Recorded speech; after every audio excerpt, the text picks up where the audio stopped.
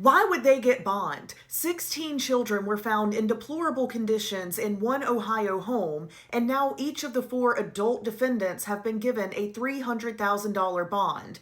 I'm going to break down the bond part and if one of these defendants is more like a victim, but first, the disturbing and disgusting details of this case. This happened in Hamden, Ohio, which is in Vinton County. Authorities went out to a home on June 30th to execute a search warrant.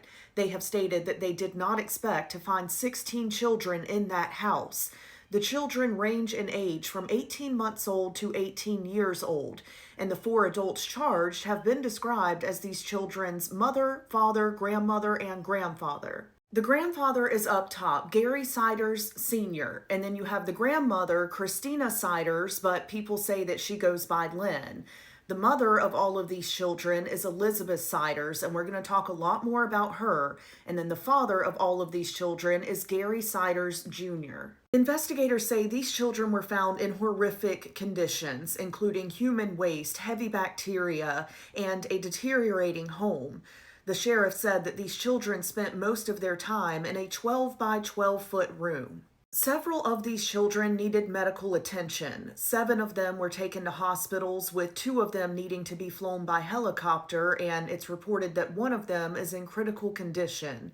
Officials say that some of these children don't even know how to speak. One 18-year-old child didn't know how to write her own name. Officials say that these children have never been enrolled in school, and they believe that this family has traveled around southern Ohio for years, avoiding government, medical, and school records. So when we hear all of this, of course we're going to say, how could these defendants get bond? Here they all are at their bond hearings. Now, in Ohio, bond is not supposed to be used as a form of punishment before a trial, so even in horrific cases, defendants do have constitutional rights. For bail to be completely denied in a felony case, there has to be a legal process where the court finds that the defendant poses a serious risk that no bond condition can reasonably negate. So instead of no bond, the judge gave them each $300,000, and I am hoping and praying that none of them will be able to meet that and get out. They have all pleaded not guilty. Now we need to talk about Elizabeth Siders, the mother of all 16 children in this case. Elizabeth is currently 33 years old, and the oldest child in this case right now is 18. So if you do the math there, she has been having children back to back since she was a teenager. And I'm about to tell you some more information about Elizabeth Siders, but this information comes from True Crime Mama.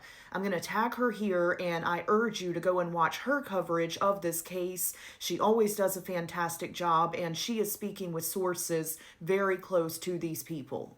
According to True Crime Mama and the sources that she is speaking with, Elizabeth Siders met Gary Siders Jr. when she was 13 and he was 16. They were growing up in the same trailer park in Ohio. Elizabeth would sneak out to see him, and she first became pregnant at 13 years old.